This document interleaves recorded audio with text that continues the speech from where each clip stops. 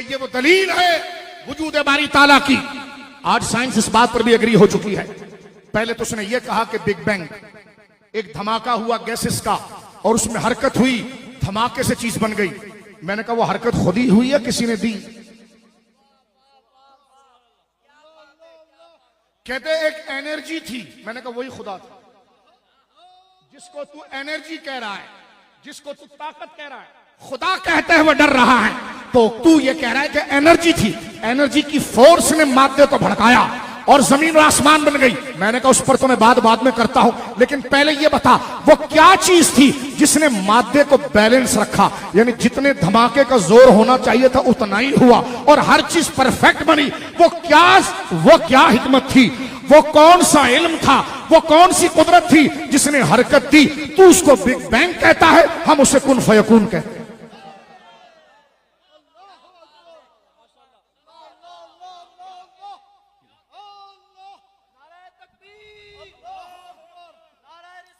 اب غور کیجیے آپ, میں صرف نوجوان کالج یونیورسٹی کے جو بچے ہیں میں ان تک اپروچ کرنا چاہ رہا ہوں. آج کی یہ سنی کانفرنس عقیدوں پر پہرا دینے والی کانفرنس ہے. عقیدہ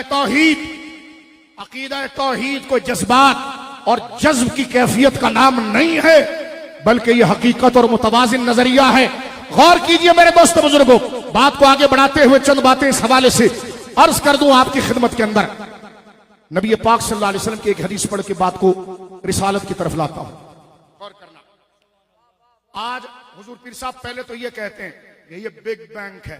میں نے کہا بگ بینگ کی کیا تھیوری ہے؟ کہتے ہیں کہ جناب دھماکہ ہوا کائنات بن گئی. میں نے کہا تھا بھی دھماکہ اور کائنات بھی بن گئی. میں نے کہا ایک بلون ہم لیتے ہیں اس میں بلو کرتے ہیں, ایک غبارہ لیتے ہیں اس میں پھونک مارتے ہیں, مارو مارو مارو مارو, اور جب غبارہ پھٹے تو اس کا کوئی بھی حصہ کام کا رہے گا؟ میں نے کہا واہ قربان جاؤں سیکولر تیرے پر, تھا بھی دھماکہ اور بنی بھی پرفیکٹ.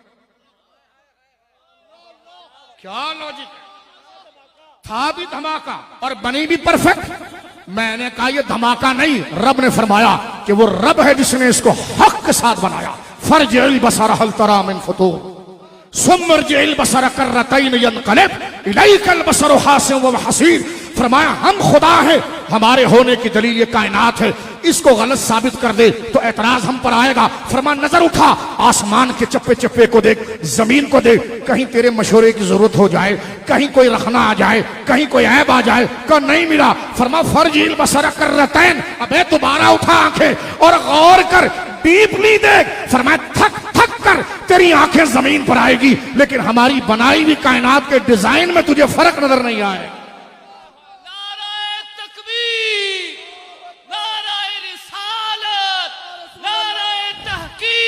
تاجدار ختم نبوت زندہ باد, تاجدار ختم نبوت زندہ باد. آپ سنیے, بگ بینگ کو اس انداز میں لینا. میں کالج یونیورسٹیوں کے بچوں کو اپروچ کرنا چاہ رہا ہوں. غور کیجئے, یہ کہنا کہ یہ دھماکہ تھا. میں نے کہا آؤ پھر اس بلڈنگ کے چھت پر ہم چڑھتے ہیں, اینٹیں بھی ساتھ میں لے لیتے ہیں. حضور پیر صاحب اینٹیں بھی ساتھ میں لے لیتے ہیں, پانی بھی ساتھ میں لے لیتے ہیں, سیمنٹ بھی ساتھ میں لے لیتے ہیں, سب کو ایک ساتھ نیچے پھینکتے ہیں اور امید رکھتے ہیں کہ گھر بن جائے. اسے پاگل نہیں کہا جائے گا. ہم کسی بڑی بلڈنگ پر چڑھتے ہیں, غور کیجئے, ہم کسی بڑی بلڈنگ پر چلتے ہیں کیونکہ دھماکہ تھا نا اور کائنات بن بھی گئی. اس کو اس انداز میں اگر ہم کن فیکون کہیں تو بدکتا ہے. تو میں نے کہا تعبیر ہے, تو طاقت کہہ رہا ہے, ہم خدا کہہ رہے ہیں. وہی قادر مطلق ہے, وہی مستعان حقیقی ہے. غور کیجئے, اگر اس کو محض بگ بینگ کہا جائے تو آئیے بگ بینگ کی تھیوری کو ذرا ایسے ایکسپلین کر لیں.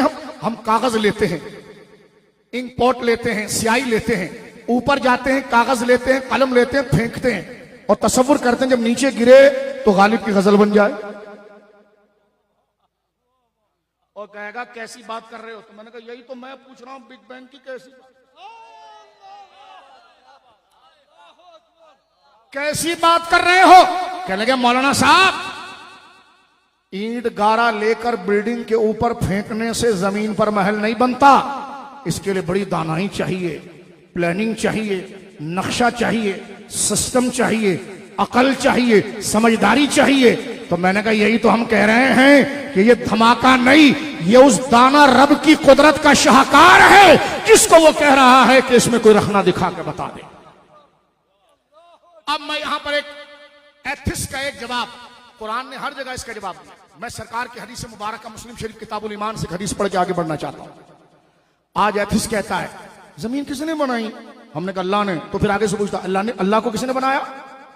یا سوال کرتا، اس کا جواب رسول اللہ نے حدیث میں دیا۔ جناب رسول دیکھو پہلی بات، اس کو پہلے ایک اصول سمجھو، جس کو میں وہی اصول بیان کروں گا جس کو سائنس کی تھیوری ایگری کرے۔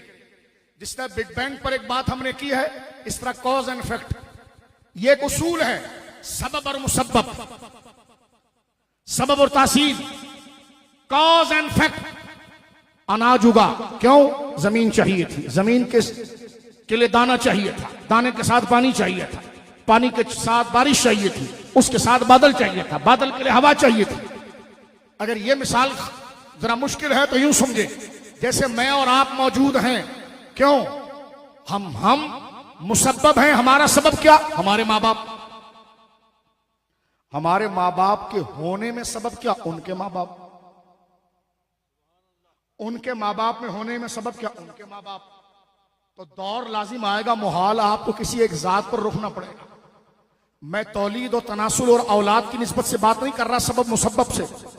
ہر چیز کے ہونے میں پیچھے ایک سبب ہے، اور وہ سبب خود اپنے وجود میں پھر کسی سبب کے پیچھے ہے۔ وہ سبب اپنے وجود میں کسی سبب کے پیچھے ہے۔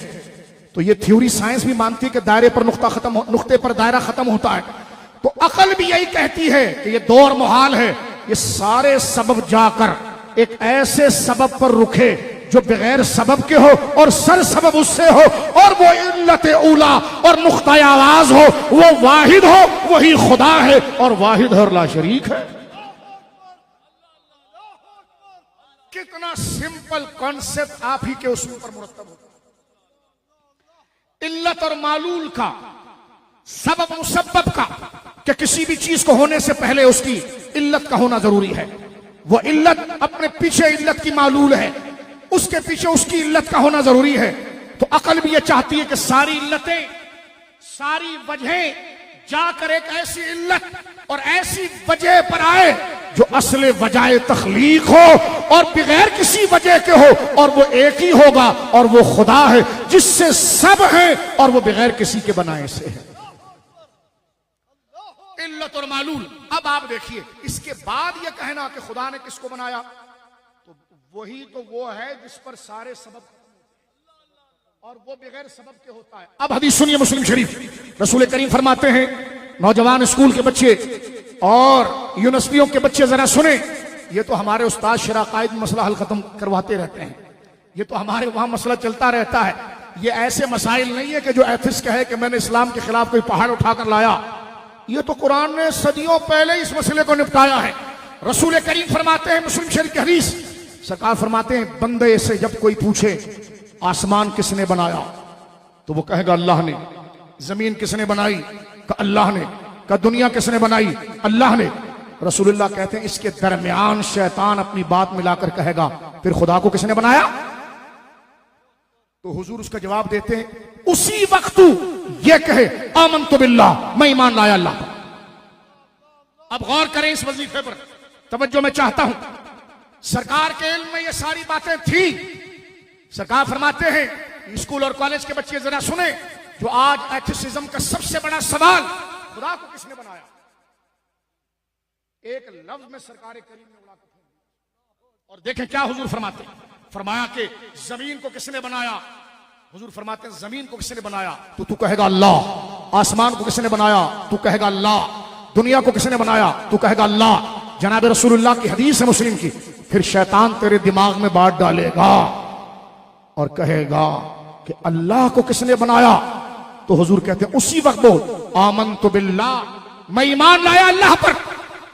اچھا، یہاں پر لوگ کہنے لگے یہ تو رسول نے ہماری عقل کو جراح سے منجمد کر دیا، علم سے روک دیا، اس کا جواب چاہیے۔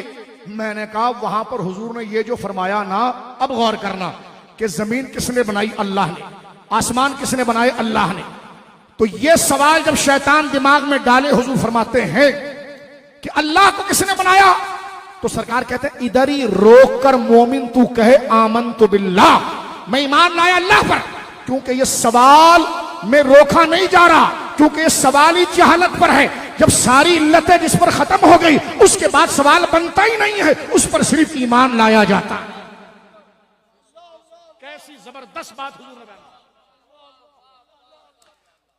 تو یہاں پر لبرل کہتا ہے ہم سے نہیں رسول نے فکر کو منجمد کر دیا، سوال کو روک دیا۔ میں نے کہا سوال کو نہیں روکا، اصل دانائی بتائی کہ جب ساری علتیں جس پر رک جائے گی وہی سب کا حاصل اور نقطہ آغاز ہوگا، اس کے آگے پھر سوال ہی کچھ نہیں ہے، تو اس پر سوال کرنا جہالت ہے۔ جو آخر ہے ادھر ایک ہی جواب ہوگا کہ میں ایمان لایا اس اللہ کے اوپر۔ تو فرمایا جب یہ سوال تیرے ذہن میں شیطان ڈالے کہ زمین کو اللہ نے پیدا کیا، آسمان کو اللہ نے پیدا کیا، اللہ کو کس نے پیدا کیا، تو کہے آمنت باللہ۔ یہ